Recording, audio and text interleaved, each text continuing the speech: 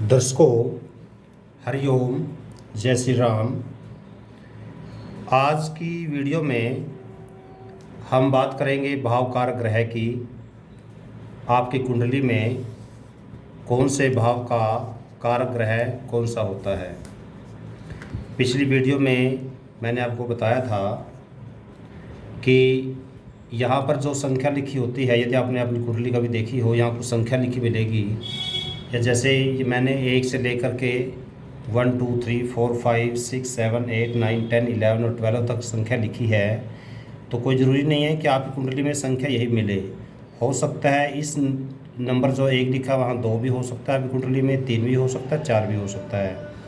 अर्थात 1 से लेकर के 12 तक यहाँ पर कोई भी संख्या हो सकती है। ऐसे भी यहाँ पर भी 1 से 12 तक कोई भी संख्या हो सकती है। संख्या मिलेगी हमेशा क्रम में। यदि यहाँ 5 है तो यहाँ 6 मिलेगी, यहाँ 7 मिलेगी, 8 मिलेगी। ये तो आपने यदि अपनी कुंडली देखी होगी तो आपने खुद नोट किया होगा। तो दर्शकों, एक बात और आपको दोबारा बता रहा हूँ कि यहाँ जो संख्या लिखी होती है वो राशि लिखी होती है, कभी भी घर का नंबर नहीं होता। चाहे यहाँ पर राशि कोई भी हो, पहला घर हमेशा यही रहेगा। मैंने तभी यहाँ 1 लिखा है, ये 2 लिखा है, क्योंकि ये जो घर है ये फिक्स है। ये पहला घर, ये दूसरा घर, ये तीसरा घर, ये चौथा, ये 5वां, 6ठा, 7वां, 8वां, 9वां, 10वां, 11वां और 12वां, ये घर फिक्स है।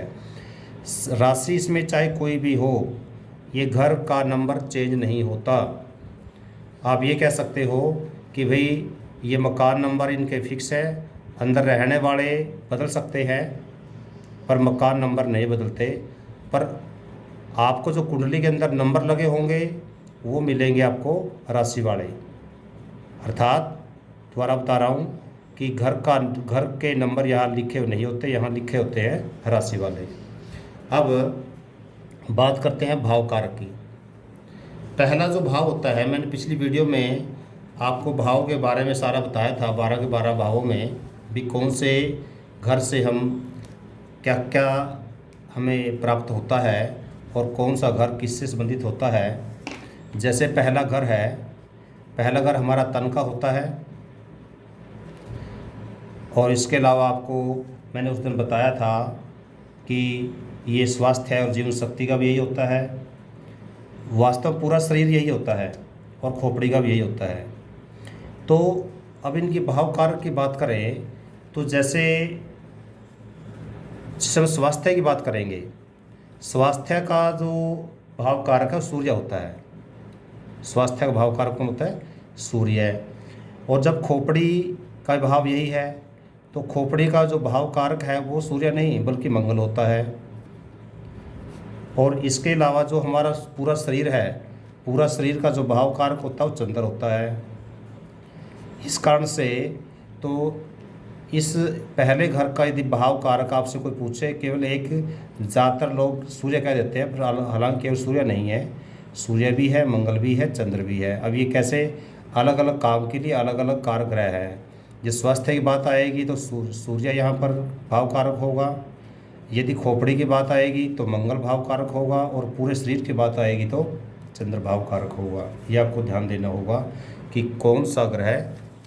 जैसे दूसरा घर है, दूसरा घर मैंने आपको उस दिन बताया था कि ये धन का होता है, परिवार का होता है, कुटुंब का होता है, इस दाई आँख का होता है। और जो पारिवारिक खुशियाँ होती है वो भी इसी का होता है। हमारी वाणी का भी यही होता है। पूरी पिछली वीडियो आप देख सकते हो। अब हम बात करते हैं इनके भाव कारक की।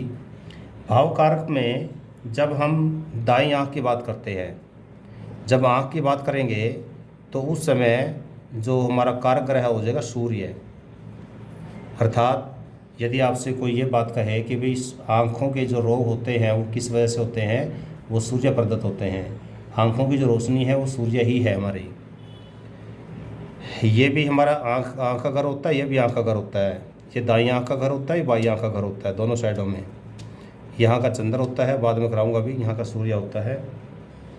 अच्छा, यदि दाई आँख की बात आए तो सूर्य होगा।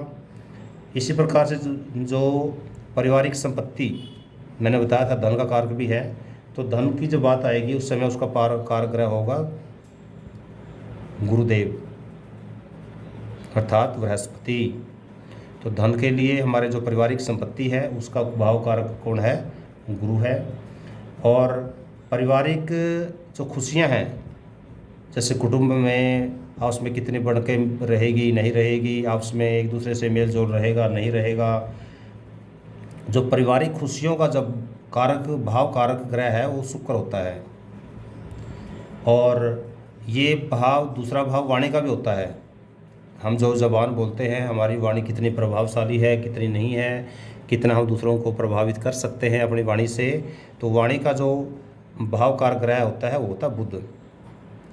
तो कहने का मतलब यह है कि दूसरे घर की हम बात करें तो इसके भाव कारक सूर्य भी होता है, गुरुदेव भी होते हैं, शुक्रदेव भी होते हैं और बुधदेव भी होते हैं। तो अलग अलग कार्यों के लिए भाव कारक ग्रह अलग अलग होते हैं। हम तीसरे घर की बात करें, तीसरे घर डिटेल में मैंने उस दिन करवा दिया था, भाव कौन कौन से भाव से संबंधित है। आज हम भाव कारक ही कर रहे हैं। तो तीसरे घर में मैंने आपको बताया था कि ये छोटी यात्राओं का भी होता है, दूर संचार का भी होता है, साहस का भी होता है, छोटे भाई का भी होता है, और दुख का भी होता है। हालांकि दुख का ये भी होता है, दुख का ये भी होता है। और इसके अलावा पराक्रम भाव भी इसको हम बोलते हैं। तो तीसरे घर में यदि यात्रा और दूरसंचार की बात आए तो उसका जो कारक ग्रह होता है बुध। यात्रा के लिए बात आए अर्थात हमने यात्रा की देखनी है, इसका पर्पज़ क्या है? ये बताना है कि सपोज करो यहाँ बुध ग्रह है, तो बुध ग्रह का मतलब होता है कि आपका यात्रा वाला काम कराएगा। ठीक है, इसका पर्पज़ भाव कारक करने का ये है भी, जो ग्रह जहाँ पर होगा वो अपने कारक को आगे बढ़ाएगा। अब ये नहीं है कि हाँ बुध है और इस घर के सारे काम बुध करेगा। हर ग्रह अपने कारक कार्य ही करता है। तो जैसे अभी यहाँ बुध है, बुध किसका कारक ग्रह? यात्रा का और दूरसंचार का। जैसे आजकल का जो ज़माना है दूरसंचार का, टेलीकम्युनिकेशन का, वो बुध है। इसके अलावा जो मैंने बताया था पराक्रम का अर्थात साहस का जो कारक ग्रह है वो मंगलदेव है। साहस का भी मंगलदेव है। और भाई, छोटे भाई की बात मैं कर रहा था अभी, तो भाई का कारक ग्रह भी मंगल ही होता है। साहस का भी, भाई का भी, पराक्रम भाव का यही होता है। और यदि दुख की बात है, दुख का कारक ग्रह शनि होता है। तो इस प्रकार से अलग अलग कार्य के लिए कारक भाव अलग अलग होते हैं। तो उसके बाद हम बढ़ते हैं चौथे घर पे। चौथे घर पे मैंने बताया था कि ये सुखों घर है हमारा, इसमें वाहन सुख भी हैं, ज़मीन जायदाद अर्थात जो हमारे घर है, मकान का सुख भी यहीं से मिलता है। गाड़ी, बंगला, मोटरसाइकिल, कार, जितने भी हमें नौकर चाकर, जितने भी सुख के लिए हमें चीज़ें चाहिए होती हैं वो सारे इस घर को रिप्रेजेंट करता है। चौथा घर बहुत ज़्यादा इम्पोर्टेंट है। अब इसमें अच्छा, एक उस दिन मैंने बताया भी था आपको, ये घर माँ का भी होता है। तो यदि हम माँ की बात करें तो माँ के लिए जो कारक भाव होता है चंद्रमा होता है। हाँ, माँ का जो कारक भाव कौन सा होता है? चंद्रमा होता है। ऐसे ही जो आपको शिक्षा का बताया था, शिक्षा ये भी होता है, शिक्षा ये भी होता है।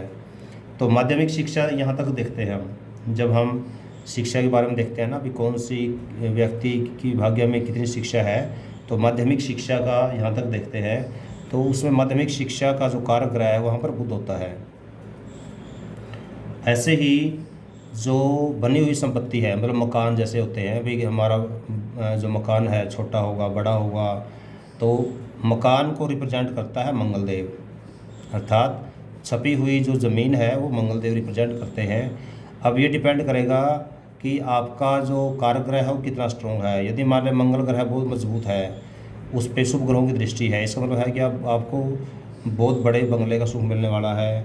और मंगलदेव यदि पीड़ित हैं, पाप ग्रहों की दृष्टि इसके ऊपर है, इसका मतलब है आपको छोटा ग्रह मिलने वाला है। और ही बहुत ज़्यादा पीड़ित हो तो हो सकता है कि आपको जीवन काल में पूरी ज़िंदगी मकान ही ना बने। तो यदि कोई आकर के ये आपसे पूछे कि भाई मकान की ज्योतिषी जी, गुरु जी मकान के बारे में बताओ, तो उस समय मकान के बारे में हम जब देखते हैं, ये घर देखते हैं, और इस घर के अलावा हम ये देखते हैं कि मंगल की स्थिति कैसी है। मंगल कहीं जहाँ बैठा होगा उस भाव में मंगल कहाँ बैठा है, कैसी स्थिति है, तो उसके आधार पे हम ये कह सकते हैं कि व्यक्ति का मकान कितना बड़ा होगा। इसके अलावा जैसे जो खाली प्लाट वगैरह होता है, खेत की जो ज़मीन होती है, वो करता है शनिदेव के लिए।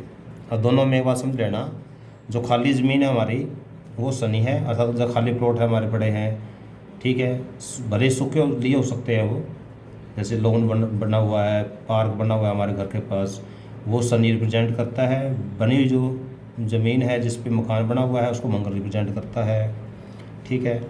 और जो हमारी पारिवारिक संपत्ति होती है वो यहाँ पर है, उसको गुरुदेव रिप्रेजेंट करते हैं।